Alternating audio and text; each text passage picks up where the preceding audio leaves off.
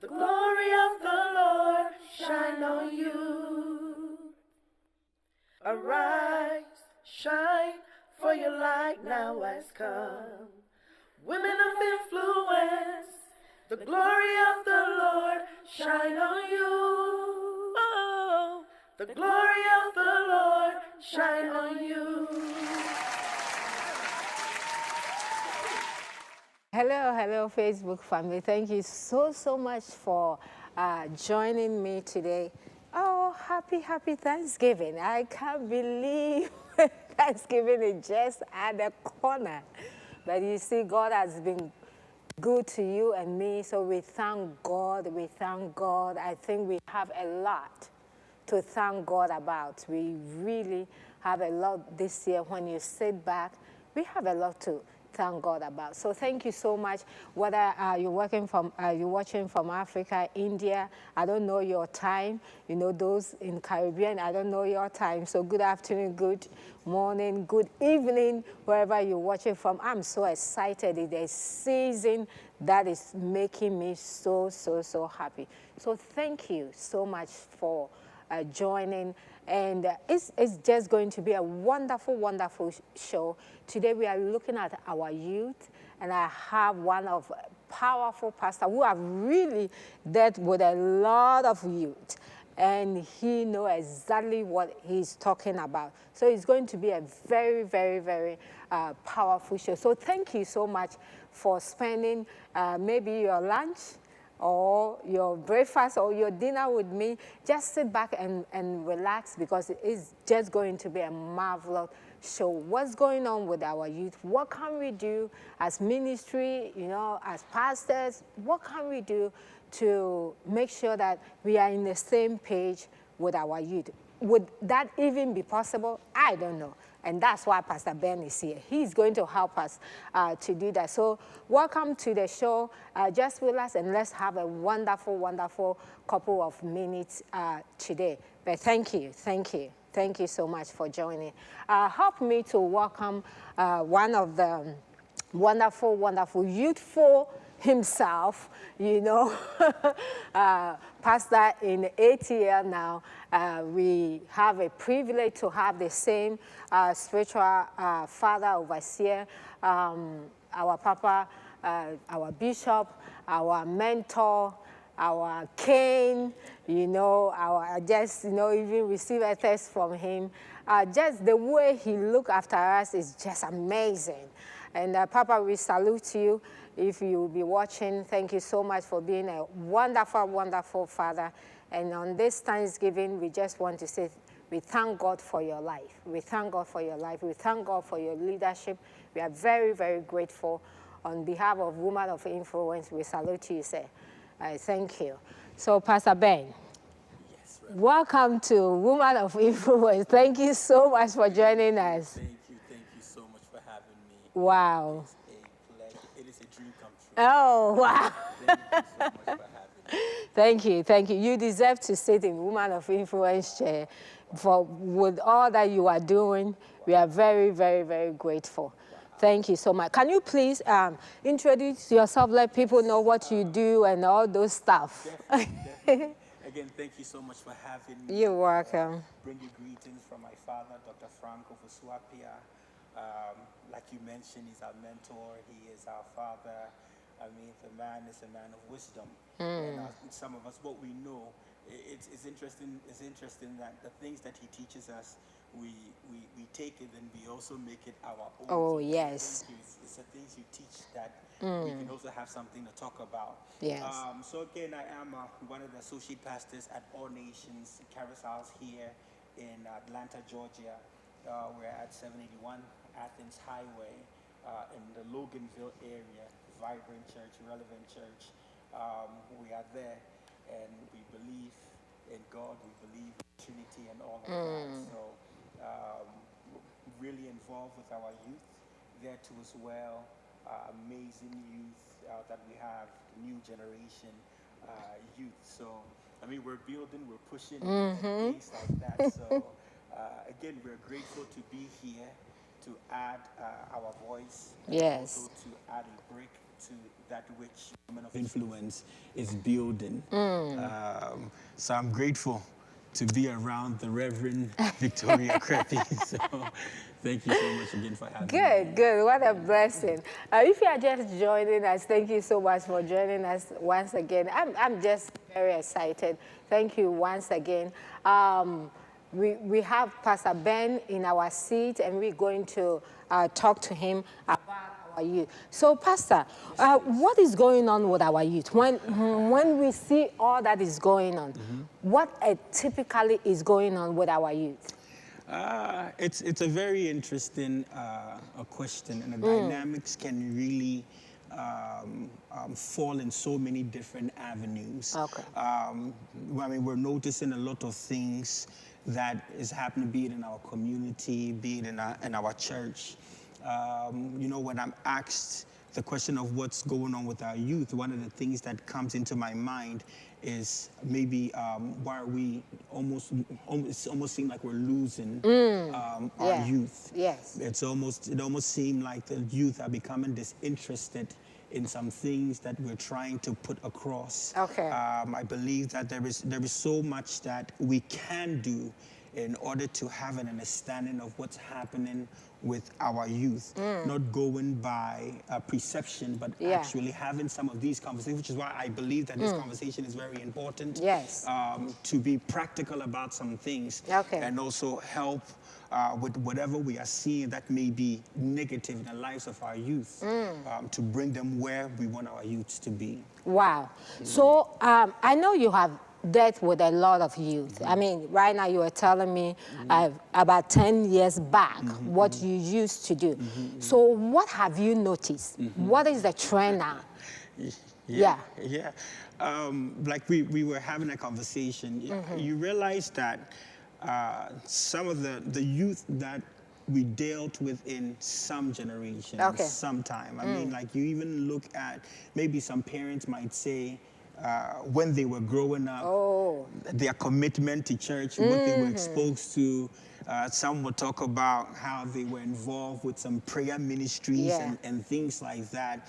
But you look at the condition of some of the youth today, or maybe some behaviors and some trend, you realize that there is a disconnect. And it makes it hard for parents to even bring their youth into what they believe. And I actually believe that there is a lot of conversations we need to have. Speaking to the youth and really having an understanding of maybe where we're failing, where we're missing it, and how we can really help the youth get into, because sometimes it almost seems like we're imposing our faith on them. You know, and a lot of things are not explained so much for our youth to understand why we pray the way we pray, why we fast the way we fast, why we come to the church as much as we come to the church. So the youth of old and the youth now, there is a disconnect. Wow, that's very, very interesting, because sometimes when I sit back and I look at the way when I gave my life to Christ, you know, you are in a church and you don't just go and sit down. Either you are in a prayer group, you know, we go to places, we do things together.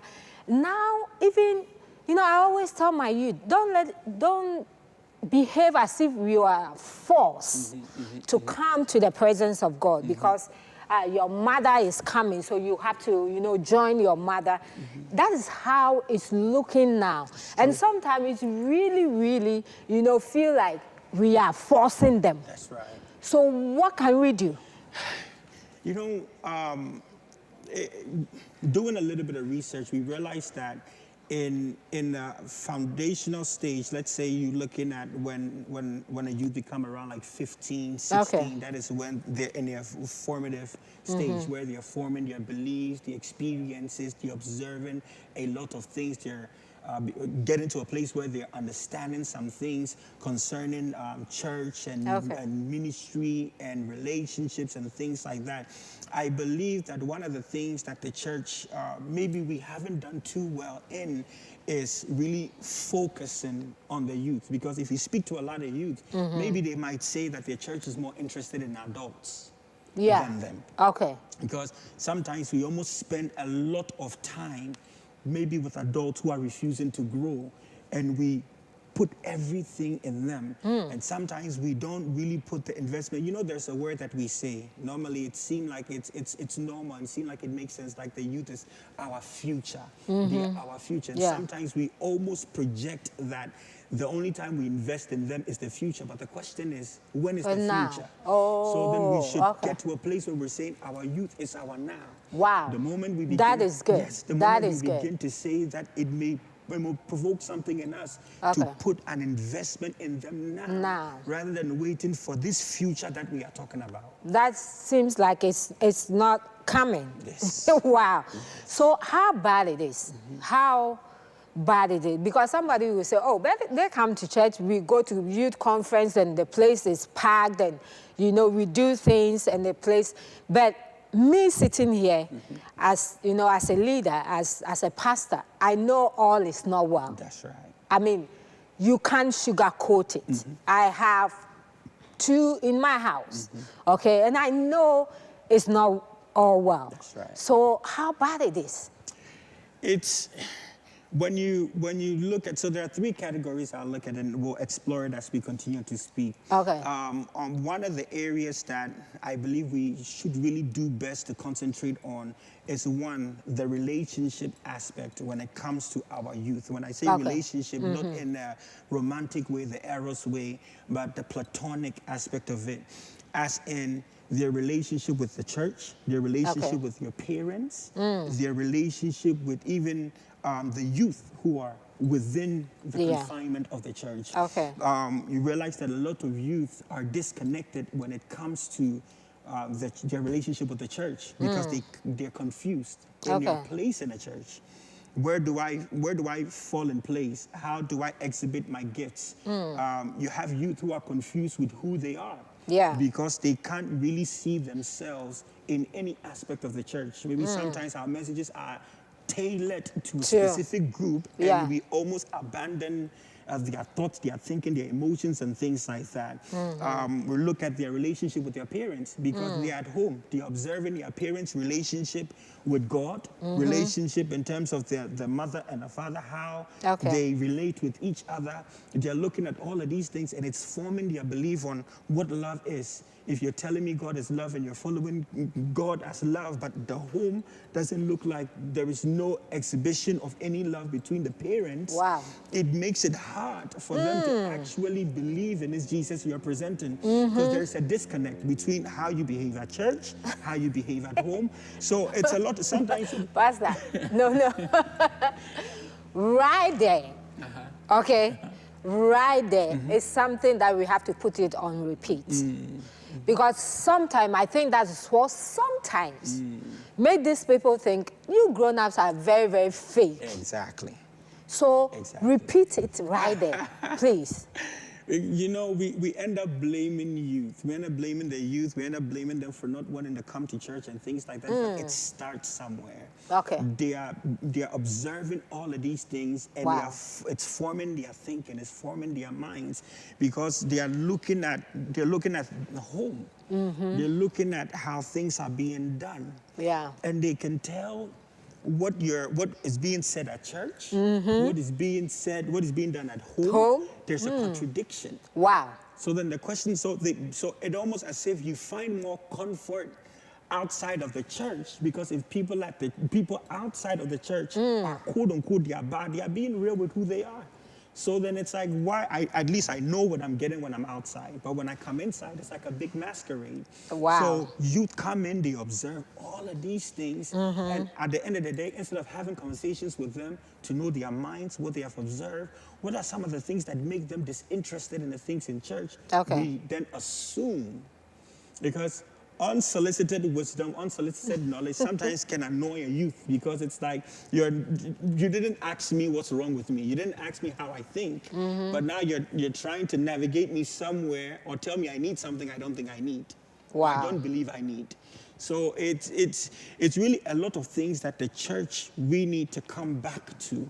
Okay. We need to ask these questions. We need to speak to the youth, have some conversations, be willing to be heard by what they say so that we can do things the right way.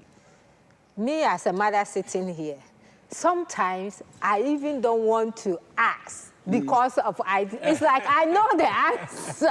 So it's between me trying to face, you know, the real thing, or trying to protect my emotions. Exactly. But it's something that needs, you know, it's like a big elephant in a room that needs to be exposed. Wow, this is good. Please, if you are joining us, I have this handsome man of God sitting in Woman of Influence chair with a lot of knowledge. Oh my goodness. I know today is not going to be his last time of coming to Woman of Influence. He's a very, very, very busy, you know, man of God. He does full-time ministry and does full-time work and everything.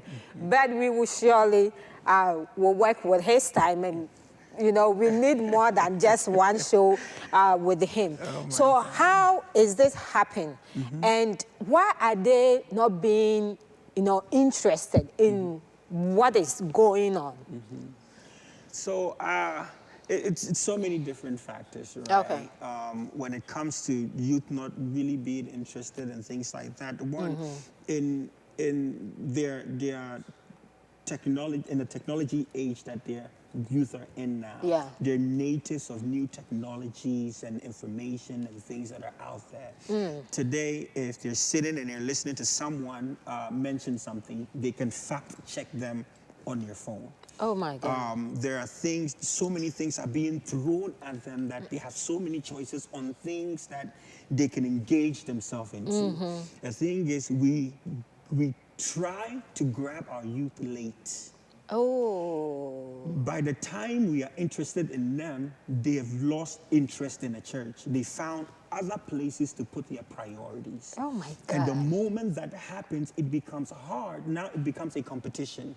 Now we're trying to tell them of this Jesus, of this church, I always say this thing, right? That our youth, they are not necessarily losing their faith. They're not losing their interest in God. They're just losing their interest in us and how we present as Jesus.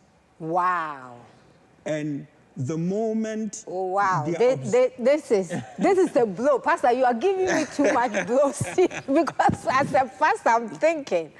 So it's not like they don't want God. No. It's the presentation. It's the presentation. Wow. It's how we have made this Jesus look. It's how we've presented this Jesus. It's how we've made it seem. We say come as you are, but when you come as you are, we are offended by how you look. Look, and we are still judging you. We're still judging you. Oh, this is deep. This is so deep. I don't know about you, but if you have a teenager or you pastor like the way I pastor, and you are listening to this, something is going on in your mind. Something is going on in your mind. And I think we have to get to, you know, Pastor asked me, you know, what triggered me to do this youth thing. And I'm like, Pastor, I have to. And also I'm pastoring some. And looking at what is going on, I don't know what to do. I really don't know what to do. So thank you so much. Please, if you have a question, if you're a leader, if you're a pastor, you are dealing with youth. Some of us don't have any idea. We are saying that they are future. Pastor says they cannot be our future. They are our now. So because a future, then you are trying to wait till the future. There is no future anywhere. If we make them now, then now we engage them in everything that we are doing as a church. So they don't come and feel like they are just sitting here. They come and feel like, I have something, you know, to do. And if you are like me, they control everything I do. You know, you want them to feel like, hey, I control Woman of Influence. If I don't show up, she's not even. You understand? You want them to know how important they are. And I think that will really, really help us to do that. Oh, this is very, very good. So, Pastor, what do you suggest with this issue? you know, the church need to find a way to engage, you know, this youth. What are some of the suggestions you will give to us? I would say that it begins with really talking to them, creating a platform where we have we really talk about things that because you have youth that are coming from so many different backgrounds. Yes. So many different things that they have observed, so many things that maybe have happened. We need to have questions that will stir up conversations that will allow our youth to open up. Because at this point in time, some don't really have so much trust in the church that they are in. They are in the church. They're in the church. But they don't trust the church. No, they don't trust the church. Oh my God. That is... Yeah, they rather trust people outside of the church rather than in the church. Wow. So people have, it's interesting, like you have a youth who comes to church, there are other youth who are in the church, but their friends are not youth of the church. Of the church, They are friends with youth at their schools, they are friends with youth in your community, but you're not friends with the youth at the church. You know, they find more comfort in everything else but the church. I believe that where we are now, it's more of really engaging the youth in conversations, really asking them questions. You know, what have you observed? What are some of the ways that if maybe, because sometimes we feel like they don't have, quote unquote, it almost seems like they don't have an opinion, or they don't have a choice, or they don't have a direction in possibly how they would deem a church that fits them would look like. You know, we need to ask those questions. Have those. We don't have these conversations with our youth. Wow. We don't sit them and ask them, how can we be a better church for them? For you. Wow. We don't ask them, because sometimes like, oh, maybe if we create something where they can come and play and things like that. No, they want to talk. They want to tell us how they feel. They want to tell us how they would want the church to look like. And those are, for instance, we have the relationship aspect that we spoke about. Then we have the vocational aspect. The vocational aspect is, you know, our youth will go to school, they'll develop gifts and things like that. Maybe someone want to go into playing sports, someone will go into music. How do I bridge my faith in a circular world where I can still be a musician, I can still be a football player and not lose my faith? Wow. And we don't teach our youth how to go into the world, be comfortable and be bold about your faith. It's more like we tell our youth, doing this is bad, doing that is bad, without explanation. How do I navigate my giftings? I know I love music. But maybe I like some kind of genre of music. How do if you're telling me I shouldn't sing circular music? How does the church navigate these things where we can teach our youth? This is the reason to why going into this genre might be bad. And if it's bad and I don't want you going to it, how does the church come in to still promote that giftings where they can still navigate their faith, promote their giftings, push what is inside of them? The sad bit is we major in minor things where we're telling them this is bad. And then when it comes to talking to our youth about what is wrong and giving them solution to what is bad, we falter in that area. It was all about saying this is bad, that is bad, this is bad, that is bad. But if I'm leaving it, how are you helping me to develop that aspect? And Pastor, I have heard some, you know, some leaders, especially some grown-up, you know, leaders, quote unquote, who says that this youth, we can't come to their standard. You understand? We can't come to their standard. They have to learn, you know, how things work, and they want us to come to their standard. We can't, you know, those statements and those mindsets. How does it help? It doesn't help, because we are operating in their age. Whether we like it or not, we're operating in near age, in near time. and the secular world have mastered a way of creating a culture that grabs our youth. And they observe what is popular. They observe what is relevant. Because the thing is, we look to be known, but we fail to be relevant. Wow. So as much as, quote unquote, we are being, because you can be known, but if you're not relevant, the youth are not interested. So there's a lot of people who are known, but the youth are not interested in them because there is no relevance. Wow. So how we become relevant is when we not even down, we come to their level. I mean, the Bible says, yet we're still sinners. God still come down. He came down to die for us. He's spirit. He could have said we need to come to spirit, but he came flesh. So that he would operate in our dimension, so that he can redeem us. But unfortunately, when it comes to us redeeming everybody else, we want people to think like it's not going to happen. Wow. We have some contributions here and some questions. Pastor Nana, I think, is talking about how she feels with her mother. She said, I feel so much disconnected with my mother, dragging me to church every Sunday. I thought everything and everyone was weird. That's the word. You know, this is a pastor. And that's how she was feeling when she was healed. It was not till I had my own personal encounter with God that everything changed. So sometimes it's like that, you know, and we think that, even me as a mother, sometimes I ask myself, so now these two children knows that, okay, mommy and daddy are pastors, okay? Are they doing all that they are doing? Are they coming to church? Are they serving? You know, are they doing all that they are doing just because of me? Or did they have a personal encounter with God? And I tell my children, don't try to please me, because I cannot be there 24/7. When my daughter wanted to go to Ohio, you know, Bishop was a little bit worried. I was excited because the only time I would know that I have done something with the 19 years is now. She's in second year. She still do what she need to do. She still find church over there. She still do things. She come home. She still do things. This is what, at least, it makes me comfortable. At least I did a little bit, you understand? But if they cannot find that relationship with God, it feels weird, as Pastor is saying. What can a typical parent like me do?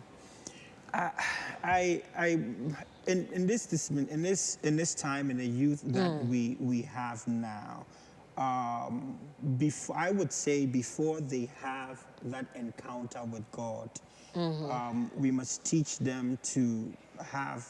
We must present the Jesus in flesh to them. Wow. Because I think sometimes we are so big on spirituality and we miss the flesh aspect. Wow. Where we talk about this, and I was having a conversation today with a friend of mine where we talk about being a witness. And we go out and we witness and things like that. But some of the terminologies that we have in the church, like advocate, or he's a judge, he's a lawyer, and even petition in itself is like a judicial lingo, like it's a law lingo. So when we even use the word witness, if somebody is a witness, they go into the courtroom, but before they can witness on anything, their life must be examined. If there's any flaw found in there, their witness is invalid.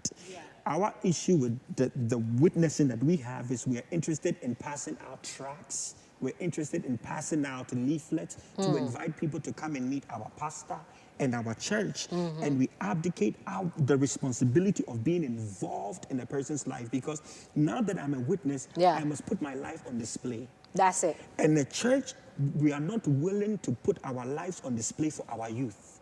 So we rather show them, we rather show them the glow, the nice, the this, and the day that they see the mess, they see the craziness in the church, they are now confused. So we need to get to a place where we show the youth the Jesus in flesh. You might be going through something, but you're not spoiled goods. God can still use you. Yeah. But we almost present this Jesus as he's so holy, he's so perfect, he's so like this. The moment we behave a certain way, so we can talk about the spirituality. Yeah. But the youth need to know the Jesus in flesh, the relationship aspect. We put our lives on display. We let our youth know that, yes, you can go wrong, but it doesn't mean that God will turn his back on you. Wow. God is still calling you, even in your mess. God still loves you, even in your whatever it is you are going through. God still, and we are willing to go through that time with them.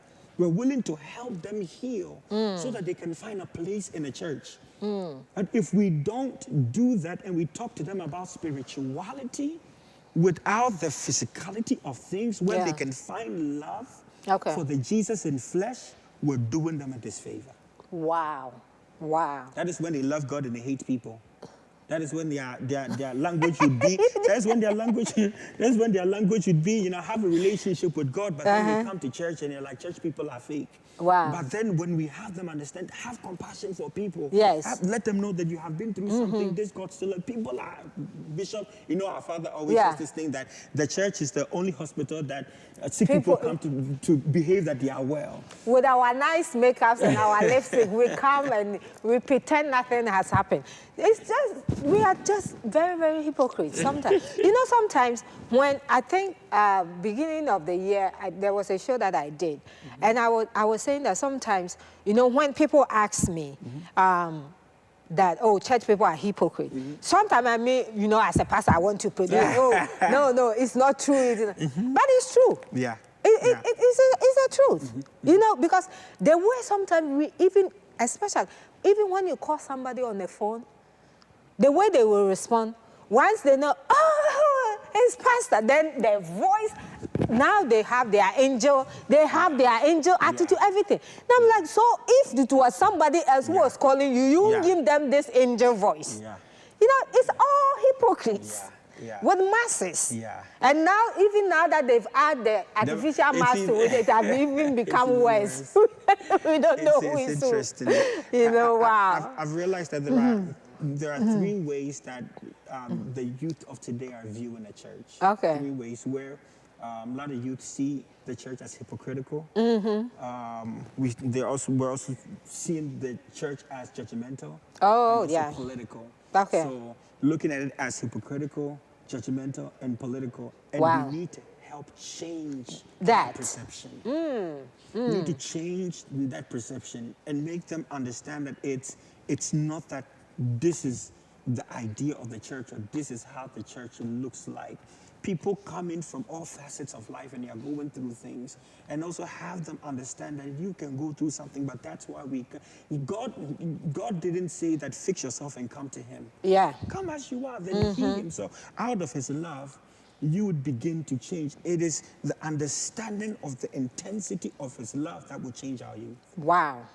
That is so good. So, man of God, studies is showing that few, you know, of our youth, you know, in time of history, are coming to church, you know, and their faith and everything is kind of going low. So what can we resolve when it comes to that aspect? What can we do? I believe, I want to say that it's happening like that. Okay. One, because let me put it this way, like even depending on the environment the person is in and things like that. Maybe back then if the person is somewhere in Africa and things like that, you have to believe God. If there is no finances and all of that, you don't have a lot of choice, you don't have a lot of options and things like that. So you're really subjected to the idea of if God does not provide, there is no results in anything. The youth that we have today, they have options. You're dealing with a family who maybe pray, who fast and things like that. And we had that conversation at church doing ISI where I asked the question of, if you're presenting this Jesus to me and there's a contradiction between how I view my life, where if financially I need anything, I know how to go and get it. As a youth, I have friends, I know, because I mean, we're all coming from a background. I know how to make the money I'm looking for outside of the church. Okay. And maybe someone is presenting Jesus and I'm looking at their life and financially they're not even stable. And I'm looking at their life and they're, whatever it is they're praying for, looking for, it seemed like they haven't received it, and you're still presenting the Jesus to me, and I look at my life and I'm asking myself, you're trying to give me the poor Jesus. You're trying to give me, there is a disconnect. It's Wow. like how we present this Jesus, where I have so many options as a youth. Okay. And you're giving me something that I don't feel I need.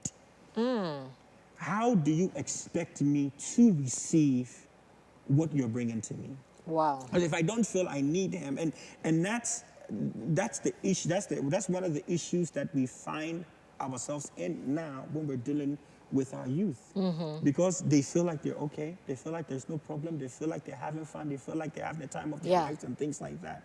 And we have this Jesus that we're presenting, whom we present as he will keep you in a box. You can't be happy. You can't go out. You can't do this, that, and the other. We need to come back and actually, the issue that we have is a discipleship issue. Yeah. That is the underlying factor. I believe that. We have a discipleship issue where we want to do the Sunday church, we want to do the Wednesday, Tuesday Bible studies, but the Monday, Tuesday, Wednesday, Thursday, Friday, Saturday, Sunday, all of those days, we leave it up to chance. So the TV is growing our youth. Yeah. Their circle of friends are growing our youth. Their music is growing our youth. And the question is, where is the church in all of these things? It's just very interesting, because then at the end of the day, you try to introduce things to, and they're not showing up. So what do you do? and that's why I made mention that we're playing catch up. Okay. You know, we're playing catch up because now we want our youth to come to programs and things, and if they found interest in other things. Yeah. So we're playing catch up when we're in competition with things that they have more interest in. So to be able to break down those walls, we need to have a relationship with them. Okay. It doesn't only have to be a spiritual or a church relationship. We have to let our youth know we care about them. We have to let them know we care about them. We care about their interests. We care about their mind. We care about their traumas, their pain, the things that they haven't healed from. We have to let our youth know that we care about, because if it's all about just present, you have to come to church, you have to fast, you have to do this, you have to come to church and read your Bible and things like. I'm reading even there are adults here who are reading their Bible and they still struggle with their own lives. That's it. No, I think the adults even struggle than the youth. They recover it very well. You know, we know how to control the emotions very well. You know, so we cover ours very well, but. Only God knows when God have to. One day Jesus will come to church and take all our jacket off. You see what is under there. It's just very interesting sometimes. But you know that is it. Just, you know, the youth, they don't know how to manage their emotion well. So you see them in their face. You see them acting up and everything. But the grown-ups, we just have mastered it. But it's not a good master. No, it's not a good master. You know, only God knows that. Only God knows. Here we are, 2021, and none of us have end up in mental institutions. Only God and His grace. But it's very, very interesting. But man of God, what role can parents, play? Because sometimes we feel like parents, we leave everything to the church. Yes. You understand? Oh, Pastor, my son is not behaving well. Oh, Pastor, my this is not this, that. And you said it clearly earlier that sometimes the way the home setting is and everything, you know, so when you bring them to church and you have set your home in a certain way, and we at church we're trying to do what we can do, but at the end of the day, they have to come home. So what play can a parent play here? Yeah, thank you so much for that question. Yeah. I believe it's a very relevant question, and maybe there's a parent that is listening to us this day, wherever you may be. The way I will answer that is, we have parents who have not healed from past trauma. Oh, yeah. And we have parents who are doing this church thing, but using it as a cover-up. And whenever that happens, how things are done at home, how things are organized, it's like their beliefs are being built in a faulty foundation, where we're using spirituality to cover up for dealing with and healing from past traumas, past things that parents have been through. Okay. And you have parents who are coming to church, they're listening to the word of God, but the ability to apply it in their lives, even when they're at home, have become a problem because there are things that parents have not healed from. So a lot of parents are passing past hurt on their children. Wow. And the thing and the sad bit about it is, because parents have not dealt with issues that they were supposed to deal with, now the youth are having to also carry a lot of the hurt, a lot of the pains, and the parents are looking at the youth as they have an issue or they have problems and things like that. Parents, to be able to be effective, maybe reaching out to the youth and things like that, sometimes must be honest with themselves about some of the things that they are going through. Be open about some of the things that they have experienced and how this Jesus also healed them. Or how this Jesus also played a role in their lives. Yeah. Because there are young people, especially coming from an African home. Sometimes parents cannot be vulnerable in the sight of their children. Oh, we have to be superheroes. Can't be open in the sight of their children. So everything is almost like by the book, and the Bible says, and all of this. But if I know where you are coming from, what you have experienced, what you have been through, and not have your youth feel like they are weird for what they are going through, what they are experiencing. Because the moment I have an understanding that what I'm going through, Daddy also went through.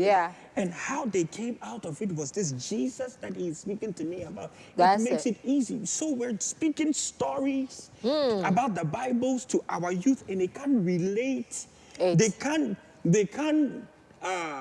connect this Bible you are reading to their lives, because you haven't shown me what the Bible did for you. Wow, this is so good. This is so good. I always say, Bishop, that I thank God that none of our children are behaving like him when he was growing up, because I don't even know how he was going to respond to it. But you know, he tells them.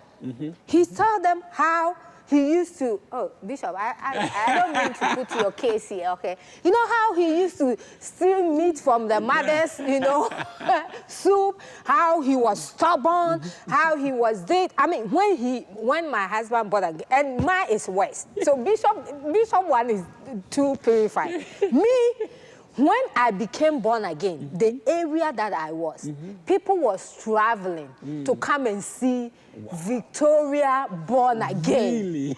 What? No. It's like college, you know, high school. If we are doing, you know, end of year party and those things, if I don't get to the floor, nobody will dance. You know, and I mean, I was a wrangler, and I can influence anybody to do something bad. So here I am. I became born again. People couldn't connect it. They said, what? Jesus also are interested in you. You understand? So I remember one time Mom Mary was telling me, we don't tell our story. No, we don't. That is our problem. No, we don't. We don't tell our story. So our children think that, oh, you got everything. Everything. We have to let them know. I tell my children, hey, where I am is just God. Yes. I tell them where I'm coming from. Yes. It's not by chance. Yes. You know, it's not like my mother died left me $1 million or whatever, or That's right. left me, you know, a couple of houses I can just go and sell. You know, it's not that. Yes. It's God and, you know, trusting him one step at a time that have really, you know, brought us here. So they know that, hey, you two, you were, you know, you were this at this time, Yes, you were yes. this at that time, you were this at that time. But I think parents, we don't tell our story. We don't really, you know, tell our story. And I think we really need to do that. We really need to do that. So please, if you are parents here, I don't think we have to be ashamed about where are you coming from, the struggles. You know, the business that you started that collapsed.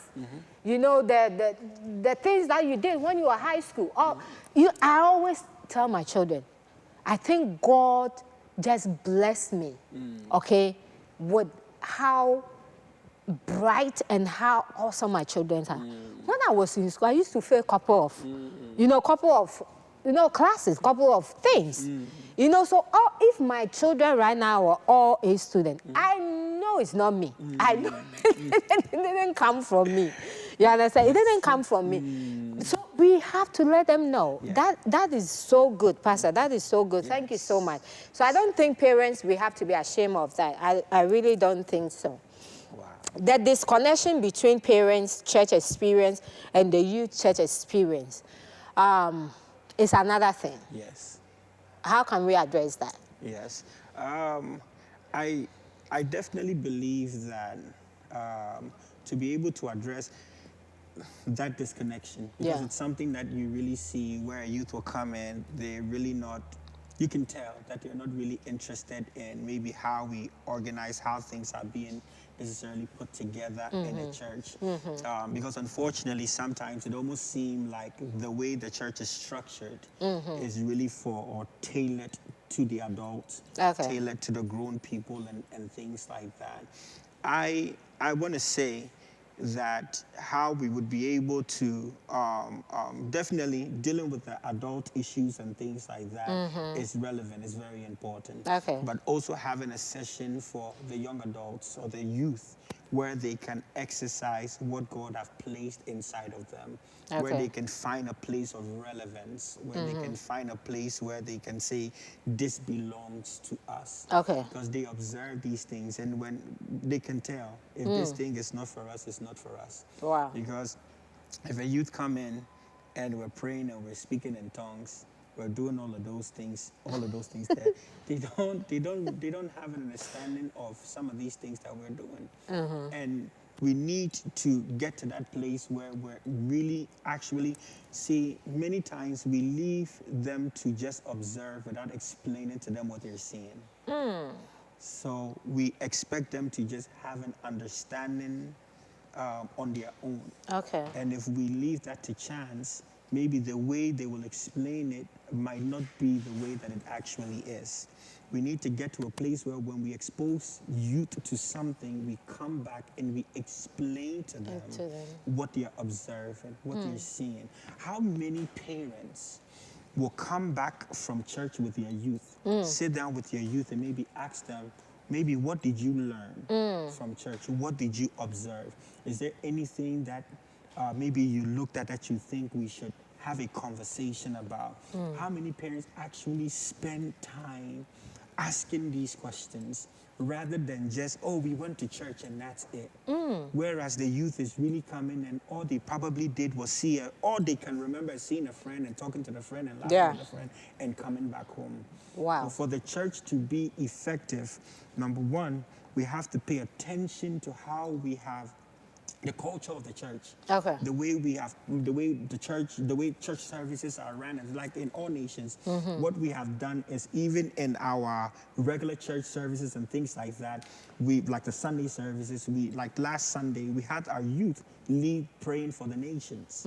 We're teaching them how to get involved with the church, the programs of the church and things like that. When it comes to whether if it's announcements and things like that, they are involved. Even there's another thing that we do, 11 p.m. at night, Fridays, our youth lead an hour. Sometimes they lead 30 minutes. Sometimes Wow. they lead an hour of those prayer meetings.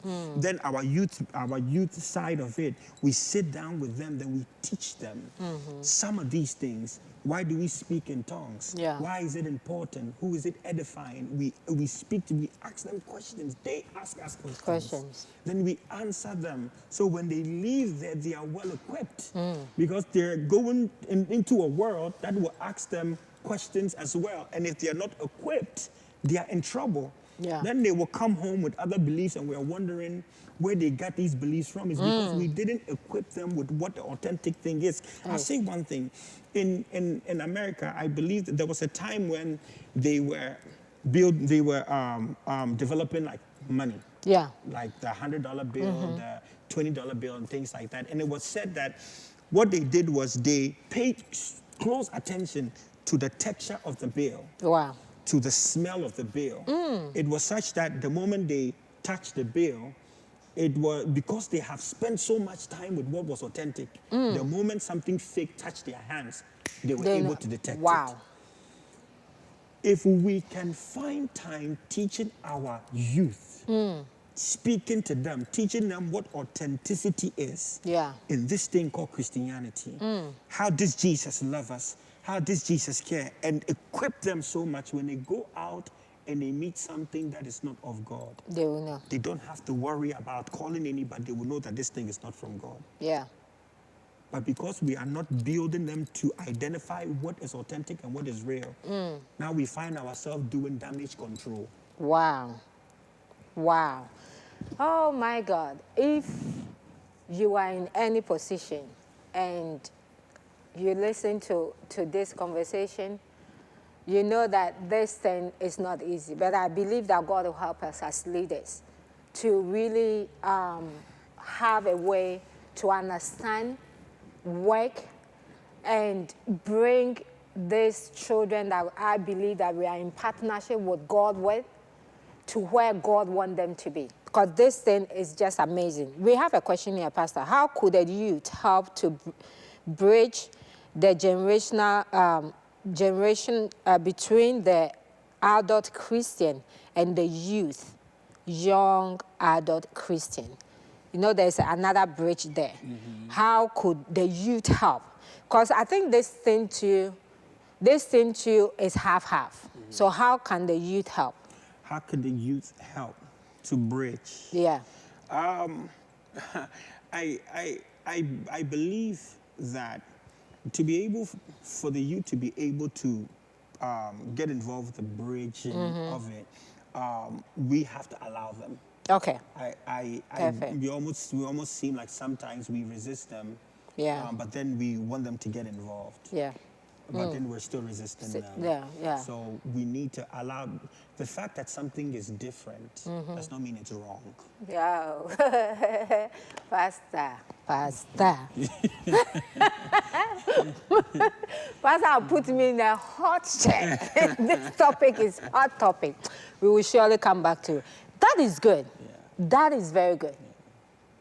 Because they are different, so sometimes we feel like, oh, this thing is not working. Yeah, it's not working. No, wow. It's bad. It's weird. It doesn't mean it's wrong. It's wrong. It's just different. It's just different. So we have to help them. Pastor, we have almost like 77 people watching right now. And I know we have a couple of the youth in there. What can you tell a youth right now watching us? What encouragement? What can they do? And I have a couple of my pastors also watching, leaders also watching. What can we do to make this thing work? Because we all have to make it work. What can we do? Thank you so much for that question. I would try and state it for both with this statement. One of the conflicting thoughts in the minds of youth, and just doing a little bit of studies, you realize that we have youth who they still believe in changing the world and making an impact and doing all of that. And we also have youth who are in the same mindset. They also want to do it with their church. They want to do it with their family. But as much as they want to do that, they also want to be famous. They want to be known. It's almost like a conflicting thing where they want the relationship with their parents, they want the relationship with their church, but they still almost try and resist parents from getting into everything that has to do with their lives and what's going on with them and things like that. When we begin to understand that there is a cognitive dissonance where the way a youth think about what they want, what they need, and the approach maybe the church should take and things like that sometimes can be a bit conflicting. How we can be effective in these things is when we begin to have conversations, when we begin to sit down with our youths, when we begin to talk to them, when we begin to show them the Jesus in flesh, when we begin to tell them that or let them know that regardless of whatever it is that's happening with them, what they're going through, whatever it is that it is, we are not ashamed by the things that they have experienced. We're not ashamed by the dirtiness in their life, the mess in their life. We're not ashamed.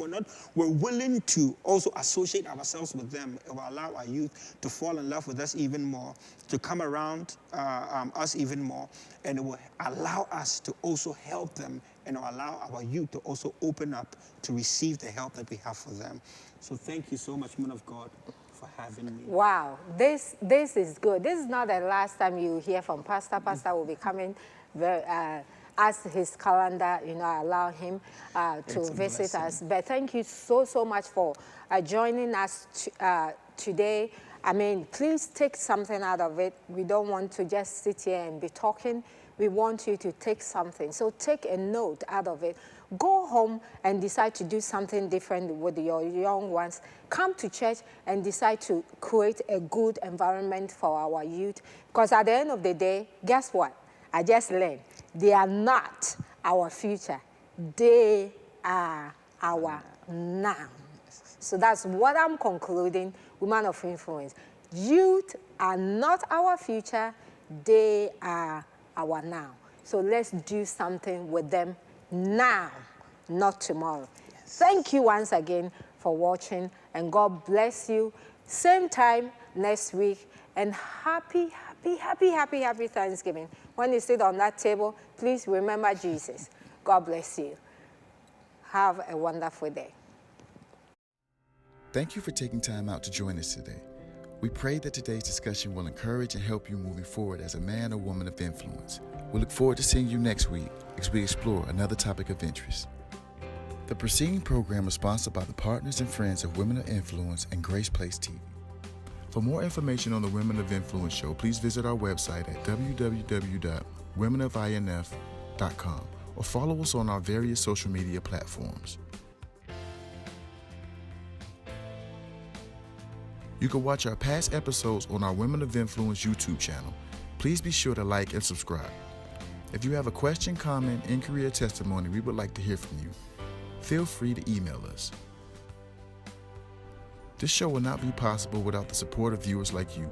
If you would like to partner with us or donate to the Women of Influence show, you may do so by any of the provided mediums. Thank you. Women of Influence. The glory of the Lord shine on you.